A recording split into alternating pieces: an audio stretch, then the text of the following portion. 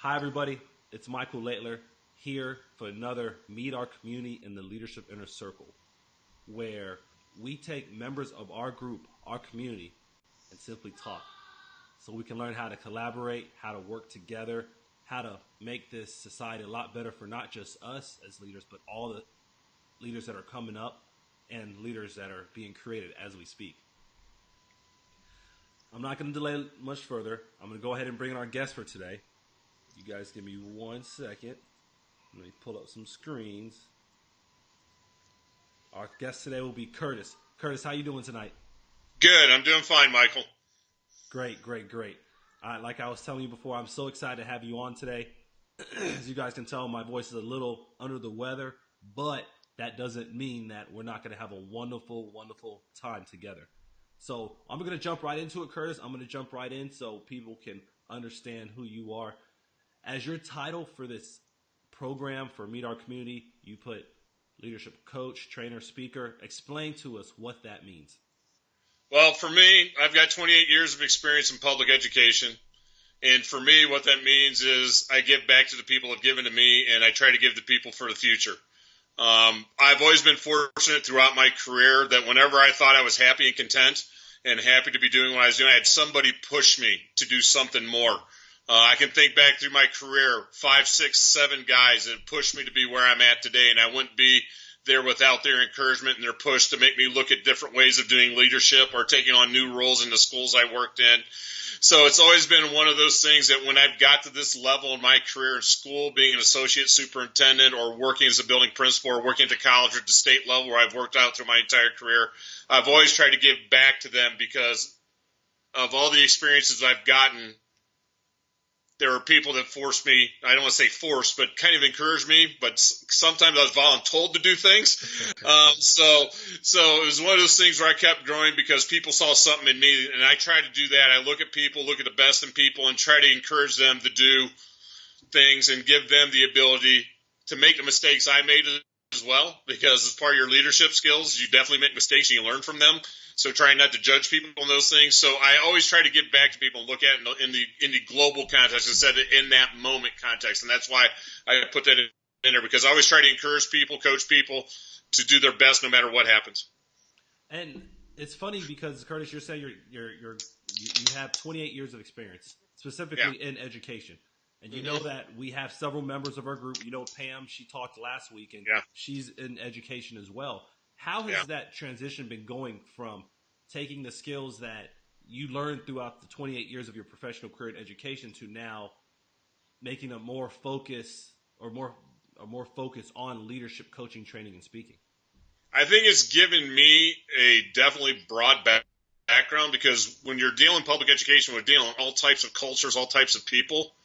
So you learn different things in each situation that you are in that you can apply to these situations, because each person has his own unique experience and unique backgrounds. And you can look at the cultural and their educational backgrounds as well as them as a whole as a person.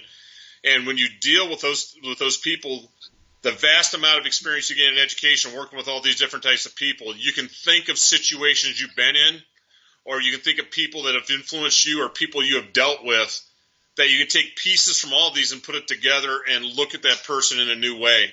And I think that's the unique thing about transitioning into this type of coaching, leadership training, leadership speaking.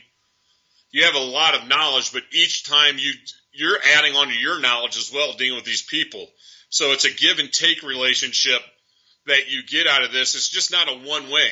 It's a two-way relationship that you coach that person, you learn from them, they learn from you. And I try to take some from each of those pieces. And I think that's where my background in education comes in very handy in this, is because you can take these situations from your past, look at it in a new light, and maybe you do something different, or you've done something in the past that works for that person, but may not work in the current day of what's happening.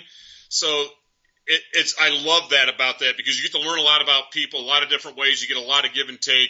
And that's the part of this I like the best, is that one-on-one interaction and working with people or working with groups.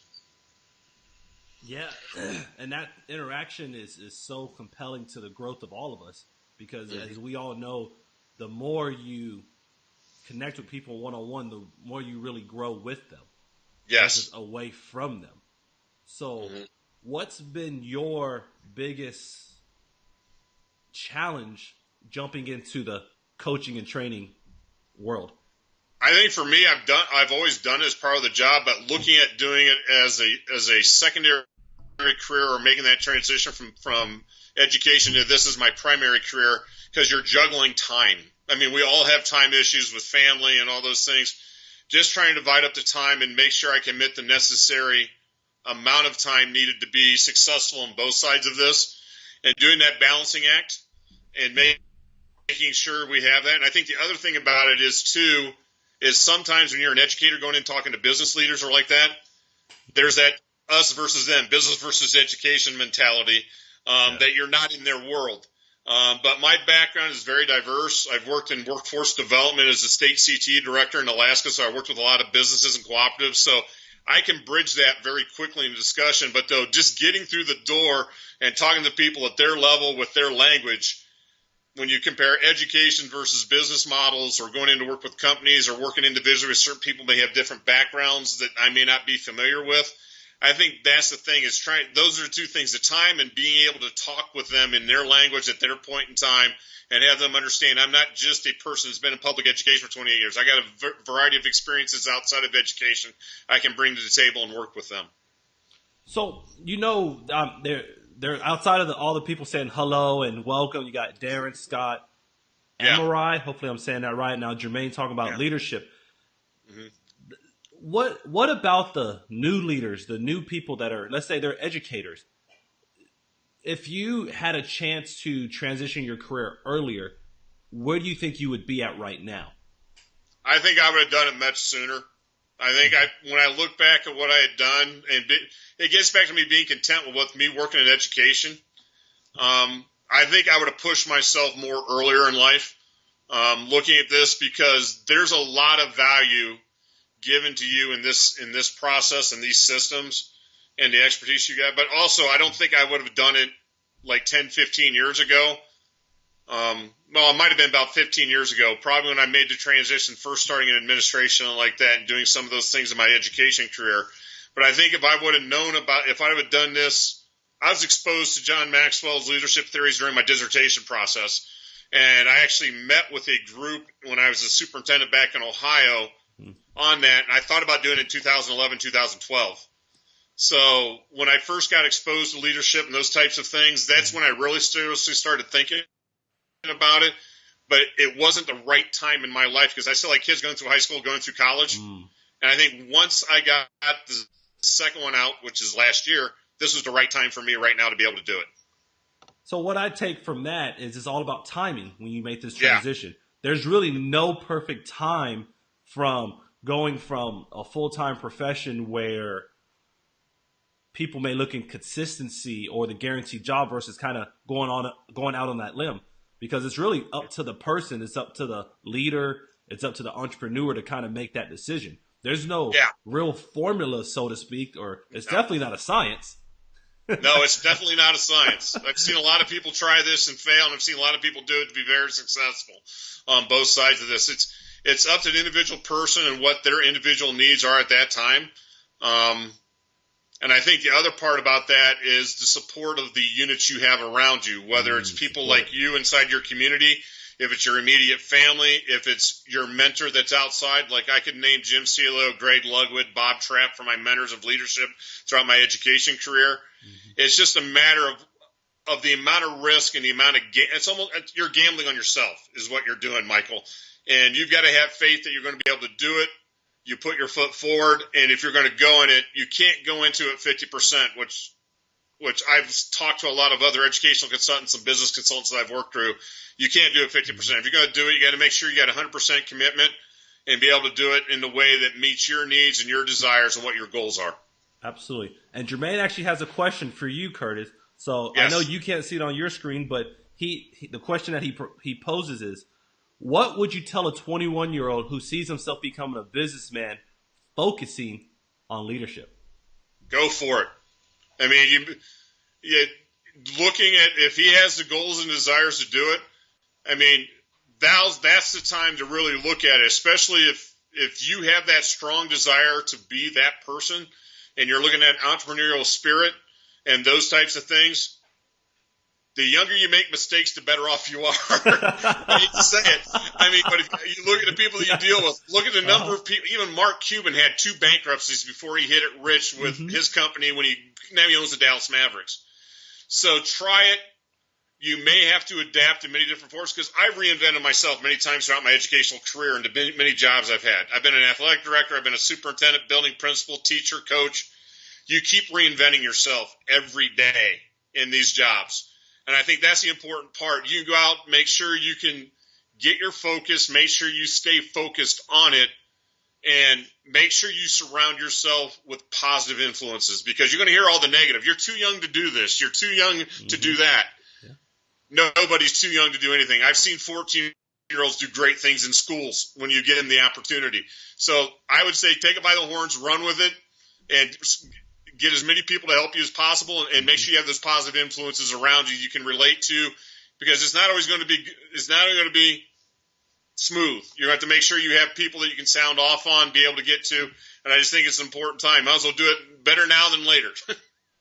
Yeah, I agree. Definitely get the mistakes out early, like you said. Yeah. So, Curtis, for Jermaine and maybe some of the other younger listeners, or just people new into entrepreneurship, what do you do when you hit that roadblock of failure? For me, I sit back and reflect a lot on what I've done to get to that point. Self-reflection is a critical part of your own leadership journey, because you may think the one effort that you made was the right one, but you could have 10 or 12 different paths to get to where you want to go, and you're thinking this is the right one. I do a lot of self-reflection. I talk to a lot of people, people that have been important to my wife especially. She knows me better than most anybody in this world, about my strengths and my weaknesses. What did I do right? What did I do wrong? And I also talk to people. And I also go back after I hit that roadblock. If I can't get to the person, I go back and talk to them later, maybe 2-3 weeks, maybe a month.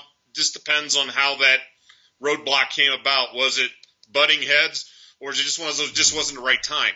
So it depends on the situation, too, of how you react to that roadblock. And I try to talk to that person about what caused it and see if there's a way I could change or meet it. And usually I get a second meeting sometimes with these people, because I'm willing to look at them. It's just not the right time right now for us. Can we look at it in 6 months? You want me to touch base with you? I think those are the types of things you got to do. Each situation is so different and unique with each of your clients and each of the people you deal with.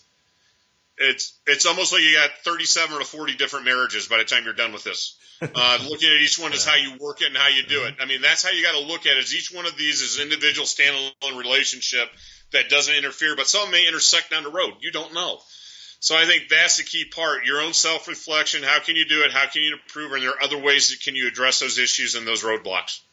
Yeah, I think that's important, being able to address them early and address them with a group. I know we've talked about that several times already with some of the great leaders we already had. We talked about having a circle, not just the leadership inner circle, which this is great, but also people around you, trusted family, trusted friends, people who can be that soundboard. So when you do fail, not if you fail, but when you do fail, you have that person to kind of hold you up and bring you back to reality. Mm-hmm. So going forward, let me just say hi to Amado out of Barbados. And Amara said, keep reinventing yourself, which is great. You got to keep the process going over and over. So going forward, Curtis, what do you think that you can bring or someone can bring to help foster collaboration with your leadership training, coaching, and speaking? I think the biggest thing is when you look at this, is just the dialogue and discussion among people is very important. Because I may get something from you. I mean, I've already had one phone conversation with you, and we hit 5 or 6 topics in a matter of 5 minutes. It was like boom, boom, boom, boom, boom. I didn't think of that. You didn't think of that. Just that dialogue to keep your brain moving and thinking in different directions. I mean, we talk about divergent thinking, lateral thinking, and future thinking.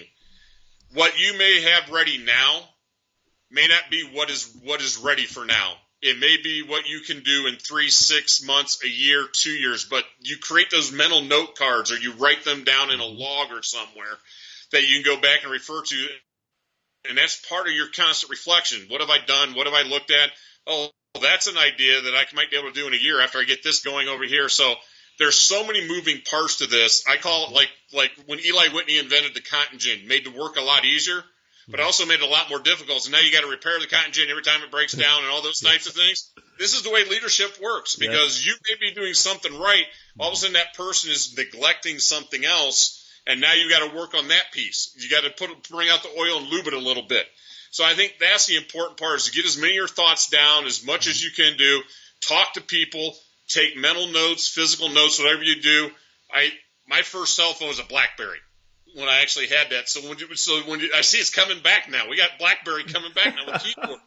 So I think looking at those things, I'd type all those notes in there, and I'd have that stuff and be able to refer back to it from conversations like that. And I think that's the important part. Just create the dialogue. Even you may not have similar backgrounds. Leadership's leadership, and you can go ahead and learn something from each other and look at different ways or strategies or tactics you might be able to use and apply to your situation at that point in time. Wow, I agree. Dialogue, reflection. I think you gave so many great nuggets tonight on this Sunday, July 8th, that people should be able to go back, comment, reply, share, do all the necessary things to keep this message going. And Curtis, you did such a great job tonight. All of the guests that we have done a great job. I love where everybody's going, the passion you guys bring, especially when I'm not 100%. You guys just bring the fire back into me, making me want to do this for another 30 minutes. But I know that we limit it for a reason. Yes. So thank you, Curtis. Thank you for all the people that have been on tonight. There's so many great comments. I apologize if I didn't get to put all of them on the screen, but we did. Thank you. We have so many likes, so many great reactions. This has been very, very great for me. Curtis, do you have any parting words? The only word is, people, get out here and do this. I mean, I've learned so much from the first parts. I've taken notes on each of the presentations. You may be a little bit scared, but the worst thing is going to be you're going to have a video out on the internet for a little bit so people can learn from. I mean, you can see stupid stuff on YouTube, or you can be on Facebook Live with Michael and be able to do this stuff and learn from each other. Do it, please. We all learn from each other. Yes, guys. If you guys didn't know, this is a completely free, raw, unedited conversation. We don't prepare nothing. Whoever else has been on, you can tell them I ask them maybe one or two things. Pretty much, how's your lighting and how's your audio, and we go from there. And I think this is awesome, because this is when we truly connect with each other. And if you guys don't know about connection, there's so many books about it. I'll talk about one, John Maxwell. Everyone communicates, few connect. Connection is so important, and that's what we love to do, especially in the leadership inner circle. Once again, thank you, Curtis. You've been an awesome, great, amazing, whatever other word people can come up with, a guest. I'm sure everybody else loved it, and I can definitely see the excitement going forward, not just from this interview, but all the other interviews that we will have. Yep. Thanks, Michael. Thank you. You all have a great night.